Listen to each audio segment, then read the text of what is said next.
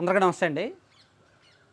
BRS party బీజేపీలో విలీనం ఉంటుందా ఉండదా, ఇది ఒక కీలకమైన అంశం. బీఆర్ఎస్ పార్టీ ఆవిర్భావమే ఒక స్థానిక, అంటే వాళ్ళ భాష, వాళ్ళ యాస, వాళ్ళ ప్రాంతం, ఒక ప్రాంతీయవాదం నేపథ్యంలో బీఆర్ఎస్ అనే పార్టీ ఆవిర్భవించింది. సో వాళ్ళ లక్ష్యం నెరవేరింది, ఉద్యమాలు చేశారు, పోరాటం చేశారు, లక్ష్యం నెరవేరింది. వాళ్ళ ప్రభుత్వం, వాళ్ళ పార్టీ అధికారంలోకి వచ్చింది, 10 ఏళ్ల పాటు పరిపాలించారు. ఆ తర్వాత ఓడిపోయారు. ఆ తర్వాత జరిగిన పార్లమెంటు ఎన్నికల్లో చాలా దారుణంగా ఓడిపోయి ఒక్క పార్లమెంట్ సీటు కూడా గెలుచుకోలేక చతికిలబడ్డారు. సో ఇప్పుడు బీఆర్ఎస్ పార్టీ చాలా ఇబ్బందుల్లో ఉంది. ఒకటి, కేసీఆర్ గారు వయసు అయిపోయింది, ఇంకా ఆయన నమ్మరు. ఆయన నాయకత్వం ఏంటో, ఆయన నాయకత్వంలో ఒరిజినాలిటీ ఏంటో, ఆయన నాయకత్వ సమర్థత ఏంటో, ఆయన మాటలేంటో, ఆయన మాటల్లో లొసుగులేంటో, ఆయన ఎంత మాటల మాంత్రికుడు అనేది తెలంగాణ ప్రపంచం చూసింది. కాబట్టి కేసీఆర్ గారు ఇంకా గొప్ప నాయకుడు అయిపోతాడు, ఇంకా అద్భుతాలు సృష్టిస్తారు, సాధిస్తారు అని ఎవరు ఆయన మీద అంచనాలు పెట్టుకోవట్లా. ఆయనకున్న వారసుల్లో కేటీఆర్ గారు సమర్థుడే, మంచి మాటకారి, సబ్జెక్ట్ ఉంది, చదువుకున్న వ్యక్తి. సో ఆయన మీద కొన్ని అంచనాలు ఉన్నాయి.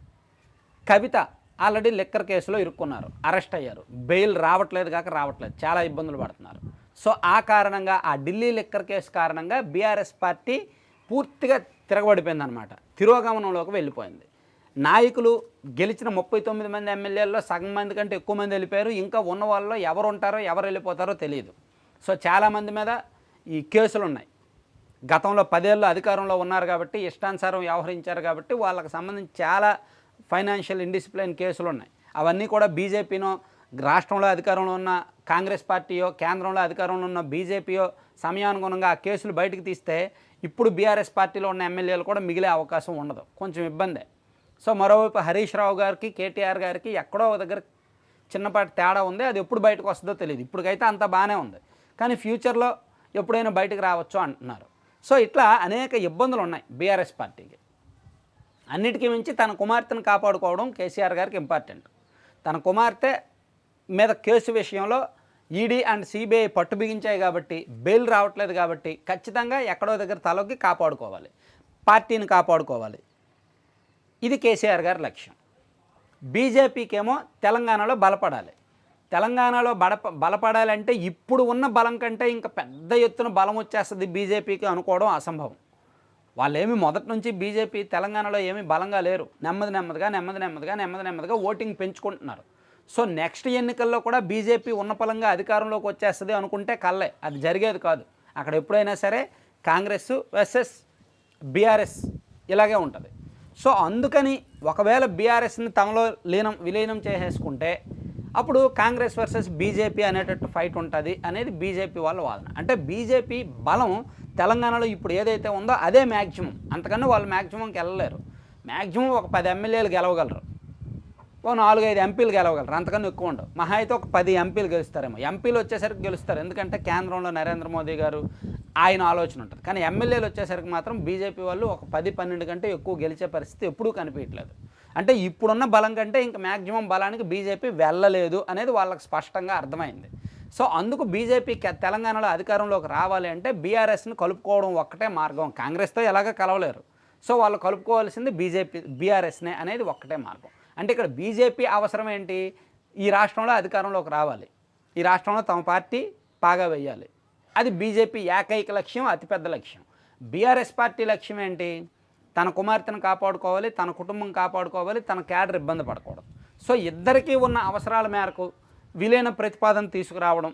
సో కొన్ని 3 కండిషన్ల మీద ప్రస్తుతం చర్చ జరుగుతున్నాయి. 3 కండిషన్లు. ఒకటి, బీజేపీ అధికారంలోకి వస్తే కేటీఆర్ని సీఎం చేయాలి, అది ఫస్ట్ డిమాండ్. దానికి బీజేపీ పెద్దలు ఒప్పుకుంటేనే విలీనానికి ఓకే. అది జరుగుతుందంట ప్రస్తుతానికి. అలాగే కవితకి బెయిల్ ఇవ్వాలి, మళ్ళీ ఆ కేసు విషయంలో నెమ్మదిగా తప్పించాలి, ఇది రెండోది. మూడోది, కేసీఆర్కి కేంద్రం స్థాయిలో ఒక పెద్ద పదవి ఇవ్వాలి.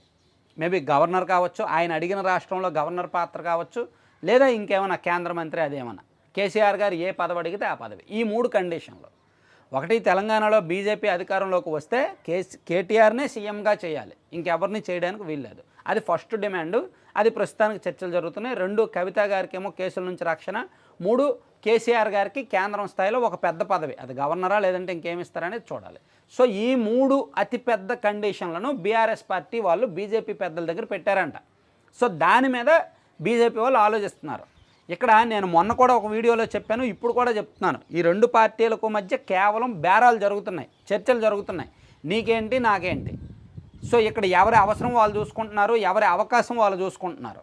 ఇక్కడ బీజేపీకి అవసరం ఏంటి, వాళ్ళు అక్కడ తెలంగాణలో అధికారంలోకి రావాలి, వాళ్ళ పార్టీ అక్కడ పాగా వేయాలి అంటే ఇప్పుడున్న బలం సరిపోదు, ఇంకా అదనపు బలం కావాలి. అదనపు బలం కోసం వాళ్ళు ఖచ్చితంగా వేరే పార్టీతో కలవాలి. చూసి ఎంఐఎం లాంటి పార్టీతోనూ సిపిఎం సిపిఐ లాంటి వాళ్ళతోనూ వెళ్ళలేరు. సో అందుకే బీఆర్ఎస్ని కలుపుకోవడం మంచి మార్గం అని వాళ్ళు చూస్తున్నారు. తద్వారా తెలంగాణలో పూర్తి స్థాయిలో శాశ్వతంగా పునాదులు స్ట్రాంగ్గా వేసుకోవచ్చు అనేది బీజేపీ ఆలోచన. సరే, బీజేపీకి ఎలాగ మన అవసరం ఉంది కదా, అలాగే మన పార్టీకి ఇబ్బందులు ఉన్నాయి, చాలా కేసులు అవి ఉన్నాయి, కాబట్టి దీన్ని మనం అవకాశంగా వాడుకుందాం అనేది బీఆర్ఎస్ వాదన. అట్లా 2 పార్టీలు కూడా ఉభయ కుశలోపరి, ఒకరి బాగోగులు ఒకరి గురించి ఒకళ్ళు చూసుకుని దాన్ని ఉభయ కుశలోపరి అంటారా లేదా ఇంకేమైనా పేరు అంటారా, ఎవరికి నచ్చిన పేరు వాళ్ళు పెట్టుకోవచ్చు.